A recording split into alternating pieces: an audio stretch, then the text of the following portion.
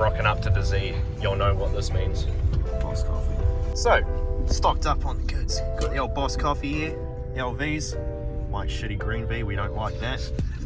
Blue V on the other hand, fuck, now that's the goods. I can change my ways. Mate, you need to get better taste. Right, third stop, looking at power tools. This shit's expensive, but I want it. That's good stuff though. I think you should have invested in that. Yeah. Because once you get one, it's going to make it easier when you want another tool. Assuming you get the same battery setup, but... Yeah, I definitely want one of these. Yeah. Definitely want one of those as well. And we also are looking at this impact gun here. It's the goods. Big shout out to John from the tool shed in Hornby. Gave us some meat. Fucking man's car. Fucking man's car. I don't know who that is. That's a fucking 6-litre. As I was saying, shout out to John from the tool shed in Hornby for giving me a good deal on some Milwaukee tools. I'll show you guys what I brought when we get back to the shop.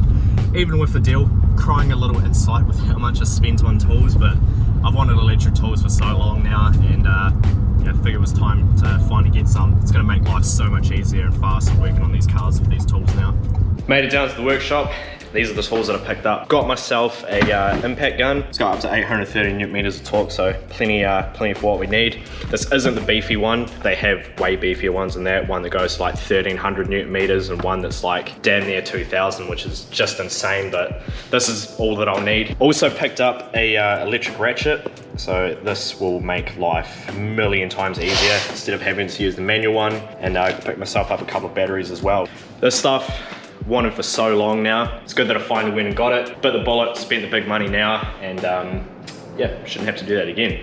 I could have gone and brought cheaper stuff. I know Super Cheap does like Tool Pro stuff, and a lot of it is good. Like, you know, I've heard people having good luck with that stuff and it's lasted ages, but we just like the idea of having genuine shit. It definitely does last a bit longer, it's a bit more powerful, and yeah. So at the beginning of this video, I did say that this is gonna be more of an update video, because I know I've been out for quite a while. You guys have been asking what's going on with the Sylvia, what's going on with this Commodore. I have been doing a few little bits and pieces here and there, figuring a few things out, and I'll also give you guys an update on my R33 Skyline, because I went to Kaikoura the other weekend and got there and decided that I just wasn't really in the mood for filming. I just wanted to enjoy the day and enjoy driving. Tits up that was, because I should have filmed it because I blew it up. So yeah, we'll go over that a little bit in a second. But anyway, as for the S14, this is the car that a lot of you guys have been commenting on, even old videos, going where's updates. Had a few DMs from you guys, and appreciate the support.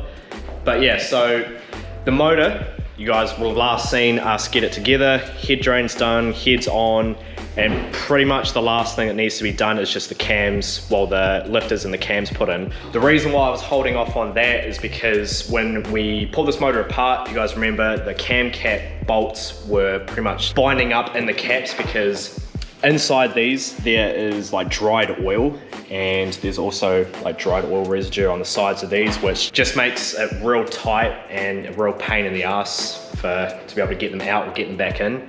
So we're trying to figure out a solution for that. Even a couple of these caps actually had bolts stuck inside them, so I had to do a weird trick with the socket, putting a nut over the end of it and kind of using the vise to sort of push the bolt back through the cap. But one of my mates actually gave me a pretty decent idea to sort it out. He's done it a million times himself. So I'm going to take this this drill bit here, which is only a little bit smaller than the inside of that, and so I'll drill that out. It'll get rid of all of the dried oil and stuff in there. And what I'll do with my new ratchet is put on the end of one of these bolts, twist it around, get some sandpaper, some cleaner sandpaper than that, and then yeah, get all the old oil residue and shit off those as well. So once that's done, we can then chuck the cams and stuff back in the motor, and then basically intake manifold, exhaust manifold, timing kit, and it's ready to go back in the car. I actually do have my timing kit. I've got my timing kit right here, and I've also got my intake gasket kit, because I had to get a new one of these, because I originally brought this, which had my head gasket, has like valve stem seals, and had a bunch of other sealers and stuff in it as well. But unfortunately, the intake gaskets it came with were actually for a Series 2 RB25, I think. It's got a few different ones in here, so I'm not even sure if it's for a Series 2 25. Actually, yeah, no, it looks like there's multiple different ones in here. So fuck knows what those are for.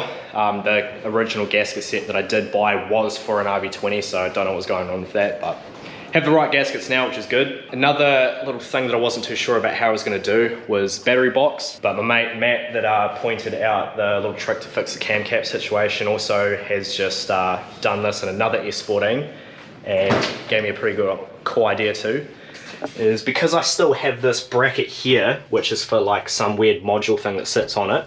What we're gonna do is put a plate on the bottom of this and the top of that, sort of clamp it down, and then bolt it directly to that mount there, which is cool because it utilizes a bracket that's already in the car, and it'll be super sturdy, and it's in a good spot too. In the previous video, you guys saw the 25D S14 that I picked up. Super happy with that. Got some big plans for that thing. And I did mention in that video that I wanted a stronger gearbox than the RB20 box that's in it, because they're pretty weak, especially for the power that I kind of want to get out of that. Big shout out to Mike Lamont as Play-Doh flushes the toilet. So yeah, big shout out to Mike, because Mike Lamont, he hit me up on Facebook after watching that video and gave me an insane deal on a 25 big box. So if you guys know the prices and stuff for big boxes these days, it's just absolutely ridiculous and out the gate. It's like three and a half grand for just the gearbox itself. And Mike gave me this setup for $1,600. So I got this mint condition big box here. So it's got the shifter, it's got all the sensors and stuff.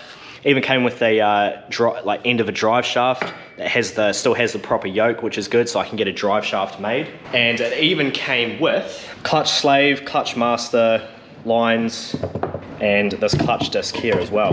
Once again, massive shout out to Mike for giving me that insane deal. Like, stuff like that just doesn't happen. So yeah, when I got that message, I definitely jumped on it, which was awesome. So yeah, that'll be going in the 25D S14. Little Commodore update now.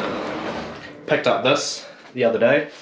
That is a subframe out of a VL Commodore. That's all I'm gonna say. Take that information how you will, but yeah, I've got a subframe out of a VL Commodore that's now gonna be going in it. Alright, so the 33's been sitting here for the last week, dead. Oh, the old RFB machine. I apologise for a bit of the wind noise, but yeah, we're gonna start this thing up. I think something has gone in the head, maybe a snap camshaft. Patchett reckons that's common for 20Es. Well, not common, but it's happened before. Possibly bent a valve or broken a valve or a rocker arm. I have no idea. Either way, there's something in the head that's broken and it's fucked. It might not start, but if it does, it smokes like an absolute train. So we've rigged it up, and yeah, we'll try and start it and see how this goes. Fuck, let's tighten that up. Oh yeah, fucking misorganized. Helps if I do the battery turn as well. This time.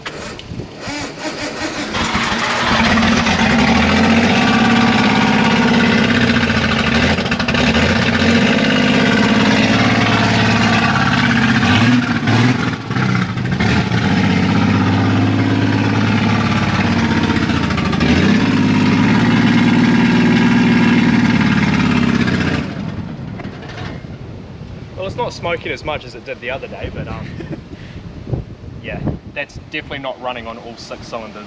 It sounds gnarly, but that's because it's got no exhaust. Actually, we'll try that again.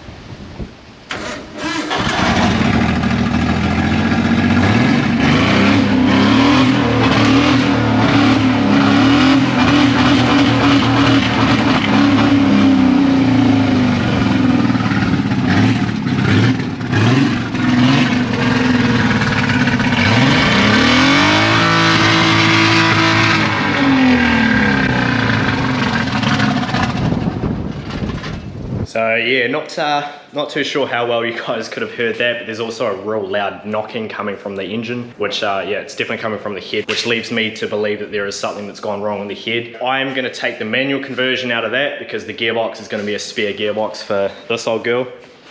But apart from that, the rest of the car is actually probably going to go to my mate Mace. If you guys remember, like way back in the day when we went down and picked up that white 33 coupe. So Mace is probably going to take the remainder of what I don't want of the 33, like the angle kit and adjusters and stuff, and actually put that in his car. So that'll be good to see that, so then he can get his car on track. That's pretty much it for all the updates and stuff.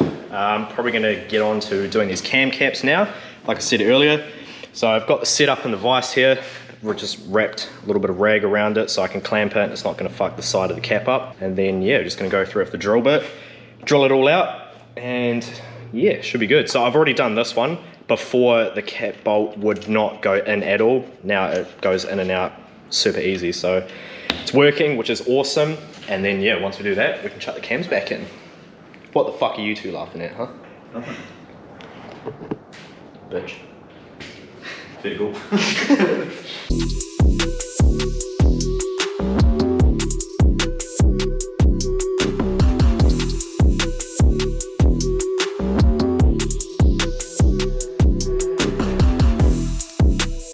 So I've just finished going through all the cam caps with the drill and sorted it all out, which is cool. So this one here, which is the front cap for the intake side, this one was the worst one out of all of them.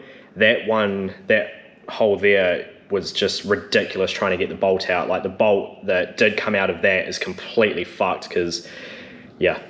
So that now goes straight in real nice and easy. So it worked out good. That will probably wrap it for this video. Like I said, this was more of just an update video.